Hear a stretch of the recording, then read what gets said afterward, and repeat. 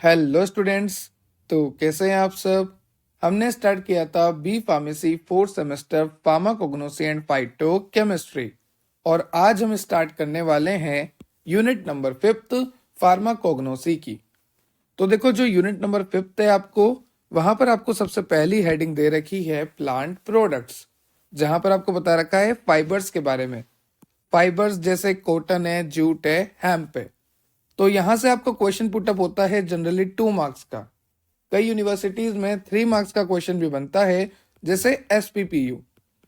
तो यहां से आपको क्या पूछा जाता है, जैसे मान लीजिए हेम्प का, तो आपसे पूछेंगे हेम्प का बायोलॉजिकल सोर्स, हेम्प के थेरेपेटिक यूजेस, ये आपसे पूछा जाता है। ठीक है, इनका जनरल इंट्रोडक्शन, इनके सिनोनिम, इनके बायोलॉजिकल सोर्स और इनका यूजेस, ये आपको पता होना चाहिए। जैसे कॉटन का बायोलॉजिकल सोर्स क्या है, कॉटन का सिनोनिम क्या है, कॉटन के यूजेस क्या हैं, ये सब आपसे पूछे जाते हैं। तो इस तरह से यहाँ से छोटा सा क्वेश्चन बनता है। और अगर मान लीजिए यहाँ से 5 मार्क्स का क्वेश्चन बनेगा तो कम से कम आपको 2 चीजें पूछी जाएगी, जैसे हेम्प का बताइए और कॉटन का बताइए। तो 2 कंबाइन होंगे तो 5 मार्क्स में आएंगे, और अगर एक सिंगल पूछा जाएगा तो 2, कई यूनिवर्सिटीज में 2 मार्क्स में, कई यूनिवर्सिटीज में 3 मार्क्स में आता है। तो चलिए लेक्चर को स्टार्ट करते हैं। Cotton, jute, hemp. अगर आपको और लेक्चर की रिक्वायरमेंट है तो आप चेक कर सकते हैं हमारी प्लेलिस्ट, जहां पर आपको यूनिट वाइज सारे लेक्चर अवेलेबल हैं, फर्स्ट सेमेस्टर से लेके 5th सेमेस्टर तक के। और जो भी आगे के लेक्चर है हम वो मेंशन करेंगे बहुत जल्द। अगर आपको नोट्स की रिक्वायरमेंट है तो आप टेलीग्राम ज्वाइन कर सकते हैं। टेलीग्राम की लिंक आपको डिस्क्रिप्शन में मिलेगी, और टेलीग्राम के पिन मैसेज में आपको सारे नोट्स यूनिट वाइज मेंशन किए हैं मैंने, तो एक सिंगल क्लिक में आप डाउनलोड कर सकते हैं। और जिससे फिर भी प्रॉब्लम आती है आप चेक कीजिए video how to download notes. चलिए शुरू करते हैं आज का टॉपिक। तो चलिए बिल्कुल बेसिक से स्टार्ट करते हैं फाइबर्स को। फाइबर्स की अगर मैं बात करूं तो फाइबर्स इलोंगेटेड होते हैं, थिक वॉल्ड होते हैं और पॉइंटेड एंड होता है उनका। फाइबर जो है इलोंगेटेड होते हैं, पॉइंटेड एंड होता है उनका। ठीक है, तो fibres are thick walled cell, elongated and pointed end. 3 बात आपको देखने को मिल रही है, एक तो इलोंगेटेड है, दूसरा थिक वॉल सेल है, तीसरा पॉइंटेड एंड्स है। ठीक है, यहाँ की जो सेल वॉल होती है, cell wall comprised of cellulose and obtain from both artificial and natural resources. Fibre जो है आपको दोनों तरह से मिलेंगे, natural as well as artificial. Natural fibre can be obtain from plant, mineral and animal. अब देखो नाम से पता लग रहा है नेचुरल, तो नेचर में क्या क्या है, प्लांट है, मिनरल है, एनिमल है। और natural fibre are long carbohydrate chain और प्रोटीन मॉलिक्यूल। जो नेचुरल फाइबर्स होते हैं वो क्या होते हैं, लॉन्ग कार्बोहाइड्रेट चेन और प्रोटीन मॉलिक्यूल। ठीक है, एक लंबी चेन होती है कार्बोहाइड्रेट की।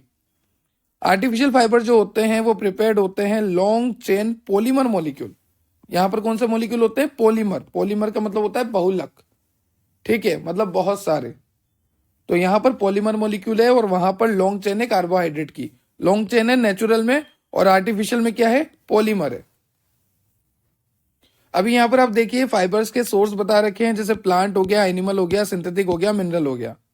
ठीक है, और यहां पर आपको दे रखे एग्जांपल, प्लांट से हमें मिलता है jute, flax, banana and cotton. Animal से हमें मिलता है सिल्क, वुल। सिंथेटिक से हमें मिलता है नाइलॉन, टेराइलिन, ऑर्लोन। और मिनरल से हमें मिलता है ग्लास और एस्बेस्टोस।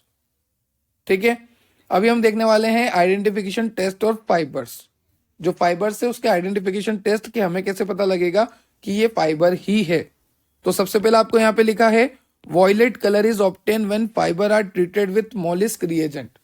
अगर आप मोलिस्क रिएजेंट के साथ फाइबर की रिएक्शन कराओगे, fibre react with Molisch reagent, तो आपको मिलेगा वॉयलेट कलर। सेकंड आपको दे रखा है when heated with aqueous picric acid they are not stained. अगर आप एक्वस पिक्रिक एसिड के साथ उसकी रिएक्शन कराओगे तो वो स्टेनिंग नहीं देगा। तीसरा आपको दे रखा है fibre do not give red colour when boil with millions reagent. अगर आपने मिलियंस रिएजेंट के साथ उसकी रिएक्शन कराई तो वो रेड कलर नहीं देना चाहिए। ठीक है, फोर्थ आपको लिखा है blue colour is obtained when fibre are treated with chlor zinc iodide. अगर आपने फाइबर की रिएक्शन क्लोर जिंक आयोडाइड से, आई रिपीट, अगर आपने फाइबर की रिएक्शन क्लोर जिंक आयोडाइड से कराई तो आपको ब्लू कलर मिला, और अगर आपको ब्लू कलर मिला तो मतलब फाइबर है। ठीक है, नेक्स्ट यहाँ पर 1 बाय 1 आपको दे रखा है, जैसा कि आपको सिलेबस में बता रखा है। यहाँ पर आप देख सकते हैं कॉटन, जूट, हेम्प। तो यहाँ पर सबका आपको बायोलॉजिकल सोर्स दे रखा है। सबसे पहले कॉटन की बात करें तो कॉटन का सिनोनिम क्या है? कॉटन का सिनोनिम है कपास। हम बोलते हैं ना कॉटन, कपास, या फिर रा, या फिर प्यूरिफाइड, या फिर एब्जॉर्बेंट कॉटन। रानी वो रो है एक्चुअल में, रॉ मटेरियल की आदत लगी हुई है। तो रो या फिर प्यूरिफाइड या फिर एब्जॉर्बेंट कॉटन, और वी कैन से कपास, it is the synonym of cotton. Biological source की बात करूं तो गोसिपियम बार्बिडेंस, हमने इसको ऐसे याद रखा था, बाबा का डांस। ठीक है, बाबा का डांस ऐसे याद रखा था, तो बारबेडेंस। ठीक है, अब याद रखने पड़ेंगे, देखो नाम ऐसे ही आते हैं बायोलॉजिकल सोर्स के। और जहां कॉग्नोसी पढ़ रहे हो वहां तो बहुत अटपटे नाम होते हैं। जैसे अगर मेडिसिनल केमिस्ट्री पढ़ रहे हो तो वहां तो चलो हमें फिर भी समझ में आता है। ठीक है, हमें पता है एस्पिरिन वगैरह, मेफेनामिक एसिड वगैरह, आइबुप्रोफेन, वो तो हमें पता है। पर यहाँ पर तो आपको ऐसे ही नाम मिलेंगे, गोसिपियम बार्बिडेंस। फैमिली की बात करूं तो मेलवेसी। और ज्योग्राफिकल सोर्स की बात करूं, मतलब ये कहाँ कहाँ पर ग्रो होती है कॉटन, तो इंडिया में तो होती है, अफ्रीका में भी होती है, इजिप्ट और यूएसए में भी होती है। अगर कॉटन के मैक्रोस्कोपिकल कैरेक्टर की बात करूं तो आप रुई को कैसे पहचानोगे? रुई व्हाइट कलर की होती है, बिल्कुल होती है। रुई में ना तो कोई ऑर्डर होती है ना कोई टेस्ट होता है। अगर आप रुई को सूंघोगे तो क्या उसमें कोई सुगंध आएगी? नहीं आएगी। उसको टेस्ट करो तो क्या उसका कोई टेस्ट होगा? नहीं होगा। तो ना तो उसमें टेस्ट है ना ही उसमें ऑर्डर है, और वो कलर व्हाइट होती है। ठीक है, यहां पर आपको केमिकल कॉन्स्टिट्यूएंट दे रखे हैं कि रुई में क्या क्या होता है। 90% सेलुलोज है, 7 से 8% मॉइस्चर है, 0.5% ऑयल है, वैक्स है, फैट है, इस तरह से आपको दे रखा है। ठीक है, यूजेस आपको पता ही है कॉटन के कितने यूज है। जैसे अगर आपको लाइक जैसे मैं ब्लड सैंपल ले रहा हूं किसी का, तो उसके बाद वहां पर क्या कॉटन अप्लाई करता हूँ ना अल्कोहल लगा के। पहले तो अल्कोहल से साफ भी करता हूँ, अगर मैं कहीं ब्लड सैंपल लेता हूँ तो पहले उस जगह को साफ करूंगा ताकि स्किन के अंदर बैक्टीरिया ना पेनिट्रेट हो जाए। ठीक है, तो कॉटन के कई सारे यूज हैं। नेक्स्ट आपका जूट दे रखा है, वैसे ही आपको बता रखा है। सबसे पहले सिनोनिम जैसे गनी होता है। बायोलॉजिकल सोर्स आपको दे रखा है, फैमिली आपको वही मालवेसी। ज्योग्राफिकल सोर्स आपको दे रखा है आसाम और वेस्ट बंगाल। अब अगर बात करते हैं केमिकल कॉन्स्टिट्यूएंट की, तो इसका जो केमिकल कॉन्स्टिट्यूएंट है वहां पर 50 to 53% सेलुलोज होता है, 20% हेमिसेलुलोज होता है, और 10 to 11% लिग्निन होता है।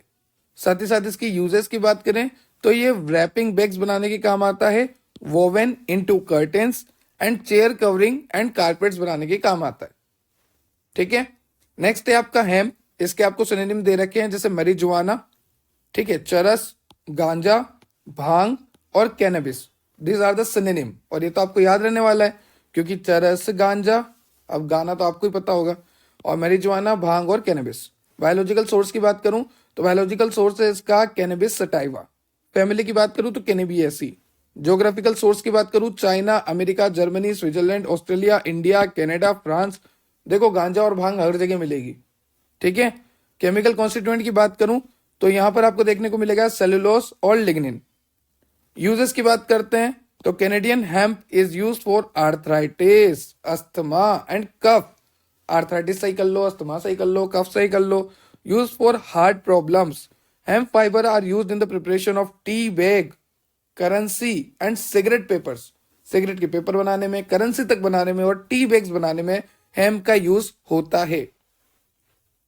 तो ये था आज का आपका लेक्चर जहां पर हमने देखा हेम्प, जूट, कॉटन, फाइबर क्या होता है, identification test for fibre, and fibre के सोर्सेस, फाइबर क्या होता है, डेफिनेशन।